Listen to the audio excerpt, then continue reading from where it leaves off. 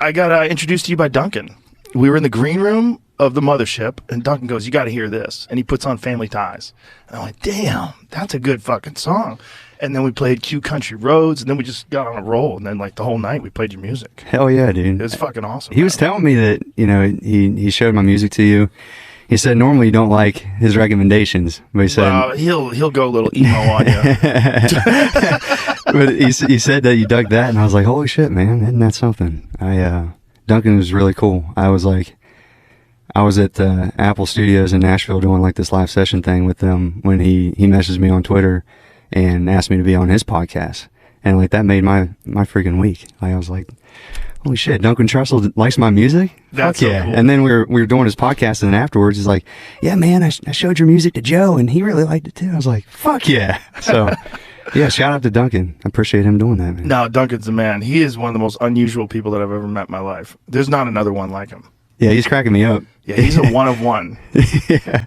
That's a one of one. When he moved here, I was so happy because he went to Asheville because he grew up in Asheville, and he moved there, and it was just during the pandemic it got bleak there. The jobs were all dried up, everything was fucked, everything closed down, and he said crime was crazy. It's like Asheville is like per capita in the top 10 of crime in the country. Oh, holy shit. So I might have made that up. No shit. I Let's mean, see if that's a fact. I'm pretty sure Duncan told me that. But he's like, dude, there's so much fucking crime. It's everywhere. Everyone's on meth. your Duncan impersonation is way better than mine. But we recorded the album there. We were there for 2 weeks last January, and it's like sleepy this time of year. I guess their tourism is at its lowest in January, and dude, I loved it. It's gorgeous. I love the town, and I don't know, it had some homeless and stuff like that, but damn, I didn't know that. I went there back I think I did a gig there in 2015 or 16, somewhere around then. I was like, God damn, what a great town.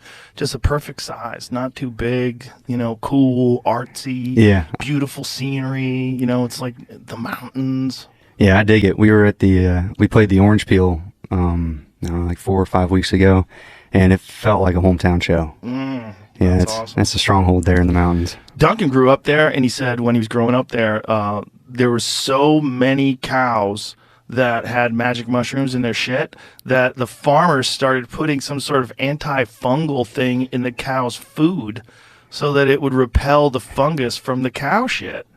I was like, how satanic. People were going out in their meadows trying to harvest those bad He boys. said it was everywhere. What is this? It was up in around April, so about a year ago. But What does this have to do with Epstein? that's just a picture that's on the. Oh, I was like, what are you saying? Tourist town Asheville, rocked by violence in the wake of defund police movement, rolls out plan to combat crime spike. Yeah, so there was a big-ass crime spike. Damn. Yeah, he said it was crazy. Yeah. He said, but that's the saddest fucking shit about like small rural communities is when everything dries up. There's nothing. There's nothing there. There's no other jobs. There's no other place to go. If you have a small population of humans and they all live together, if the industry dries up, if businesses shut down, if things go under, like everyone's fucked. Like people are so reliant. Yeah, that's happening in my hometown right now. What's your hometown? Morgantown, West Virginia, and it's it has its ups and downs, and right now it's definitely in a bit of a down. We had a big pharmaceutical company that was based out of West Virginia, called Mylan.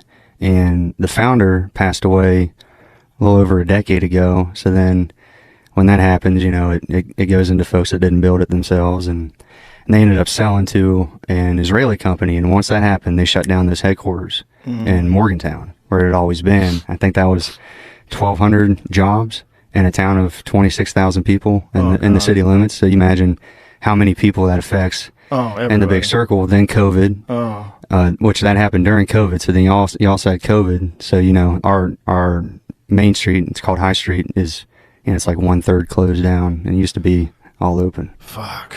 Yeah. Did you ever see Roger and Me, the documentary? Mm-mm. It's a Michael Moore documentary. It's the first one that he did. It's his best one, I think. And it's about Flint, Michigan. And it's about what happened when the car manufacturers all moved out of the country. And it's the saddest fucking documentary, man. It's just, they just up and pulled the factories just so they could make more money, having people work for cheaper, and the whole town just collapsed. It's so sad. One of the saddest things is there's a lady that has a sign that says bunnies for pets or food. Damn. Yeah. It's like, you want to think that like you're committed to selling bunnies as a pet. If it's imagine that little puppy. We're showing Jamie's getting a puppy, a French bulldog, and Jamie trying to con me into taking one of them, and it might have worked. I did a dirty trick. Yeah. I sent a video of this puppy to all my daughters and my wife.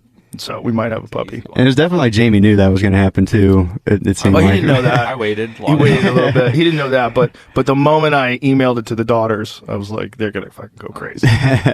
But imagine, Story.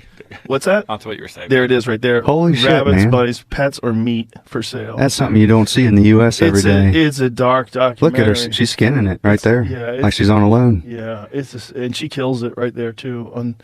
She's holding it and cuddling it, and then she snaps its fucking neck and cooks it.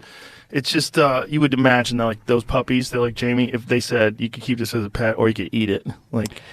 Dude, you see it in Flint. We play there once a year, and our shows are great, and the people are great. But man, I see all the towns across America, and that one's It's dark. different. They haven't done jack shit to fix that water either. I don't think they fixed that water at all, have they? I don't think so. Remember when Obama went there? That was a long time ago, man. That's 2 presidents ago. I remember seeing videos of people, lighting it on fire. Well, that is that's fracking. That's from that movie Gasland. And that's different. Did I get fooled? Yeah, well, they might have did it in Flint too, but there are places in the country where you can light your fucking tap water on fire. Unreal. Yeah, and they say there's been some of that existed even before fracking. It's kind of confusing because you don't know how much the fracking industry is like, oh, that's always been here. Do not concern yourself with this. Yeah. This is no longer an issue. This is a little bit of contamination, but look at the bright side. Yeah, you never know. Just take tap water and fuel your car and use it as a candle. Yeah, you can never take when somebody's business is at stake. Exactly. You gotta get some different points of view on those types of things. Yeah, it's very difficult to know what the fuck is actually going on, but overall, it seems like fracking does a lot of fucked up shit. Updated, it says they've got their lead levels below the federal threshold for like the 6th or 7th year in a row. Oh, okay, but what does that mean? What's the federal? I don't like that. No, Right. I don't like that term, federal threshold. Still in there, but Wouldn't it? How much would it cost? Think about how much money they spent on Ukraine.